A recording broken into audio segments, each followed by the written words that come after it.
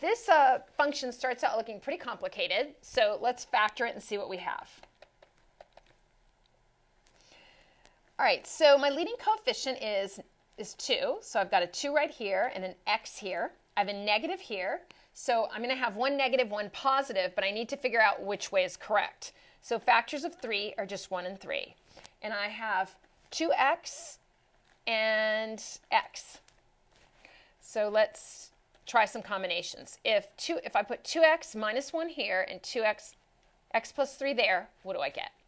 Well, I get 2x squared, and then I get 6x minus x minus 3. 6x and negative x is 5x. So this is the correct factorization.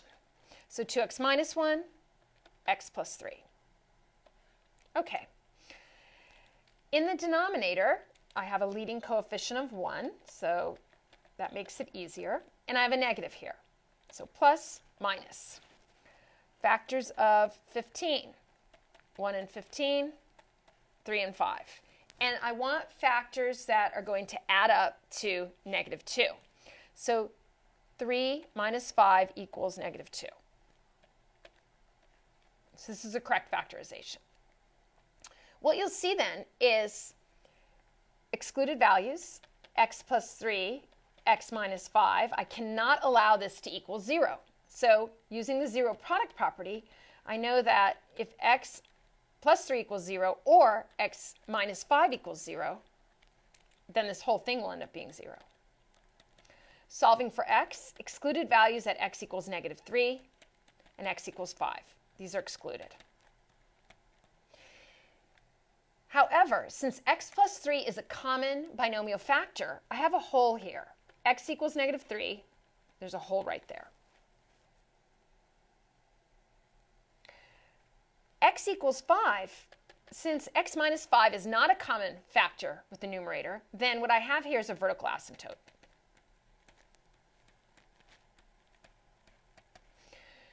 At x equals 5. So 2, 4, 6, x equals 5 is going to be here.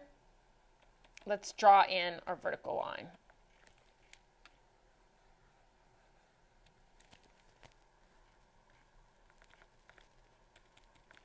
The graph is going to approach this line from either side, but it's not going to cross it because x can never equal 5. And I can't forget that at x equals negative 3, there's going to be a hole, but I don't know where the graph is going to cross yet, so I can't draw that in.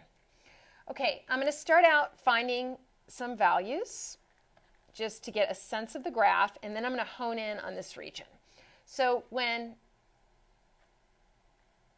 x is 8, let's figure out y. To make my graphing easier, I'm going to cancel out common factors, because now I've done what I need to do with those factors. I'm going to cancel out that common factor of x plus 3, and what I'm going to graph is 2x minus 1 over x plus 3. Now, when x is 8, if you plugged that in and figured it out, you would find that y is 5. So when x is 8, y is 5. Okay? Getting closer to 5, but not quite reaching it, let's try 4.9.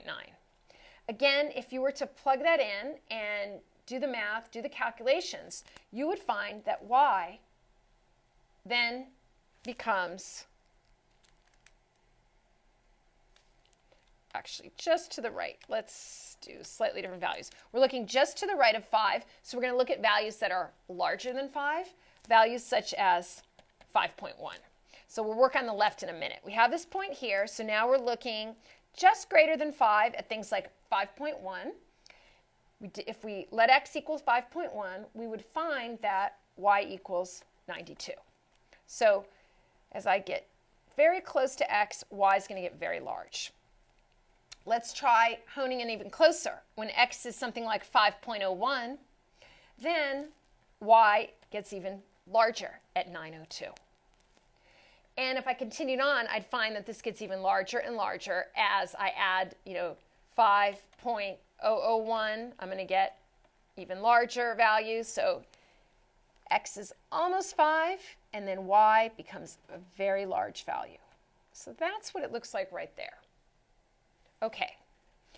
Now, way out to the right, what does it look like? What are the values of the function? What is the value of the function when x is very large? So looking at something like when x is 100, calculating that out, you would find that y is 2.09. Okay? Then let's make x even larger. X is 1,000. Let's figure out what y is going to be. Well, y comes out to 2.009. Again, you can see what's happening. As x becomes very large, y is approaching 2, but it's not going to get there.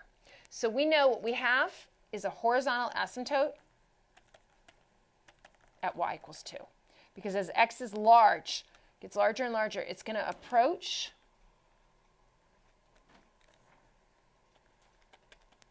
but it will not cross.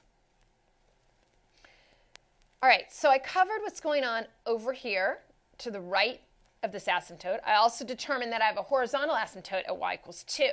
Now let's go over to the left to values less than x equals 5 and find out what's happening. First, just picking values right over to on this side of 5. So values such as 4.9. So plug in 4.9 here, and you'll find that y is negative 88. So when x is just slightly less than 5, y is going to be a very negative value down here. As x gets even closer to 5, letting x be something like 4.99, y is going to become even larger, but in that negative direction. Or 4.999, now we're very close here. We're very close to x equals 5, and y is getting very large, but it's not quite reaching. And that's what we expected. Now, I can also just take some other points to get a more accurate graph. So let's let x equal 0. So if x equals 0, then I'm going to get 0 minus 1, so it's negative 1, over 0 plus 3. So this is going to be negative 1/3. So now I have a better sense of where to draw this line.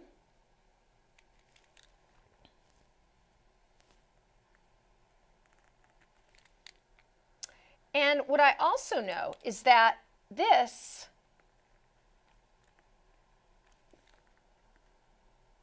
part of the graph is going to approach this horizontal asymptote, but it's not going to reach it. And I could verify that by finding some very negative values of x, such as negative 100.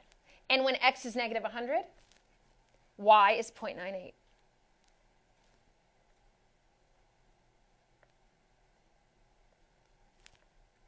So I can verify that the bigger I make x, that it's gonna approach this asymptote, but it's never going to quite reach it. So again, the pertinent points are a vertical asymptote at x equals 5. Something else we talked about, at negative 3, there's a hole. So I have to draw that in. So here x is negative 3, so I can't have a value here. I have to just draw a circle because the graph is actually undefined right there. Let's see. Okay. So vertical asymptote here, horizontal asymptote here, and graph approaching both the horizontal and vertical asymptotes, but never actually reaching it. And the same over here on this side, and making sure that you denote that the graph is undefined, the function is undefined at the excluded value of x equals negative 3. So that concludes this section of Educator.com on graphing rational functions.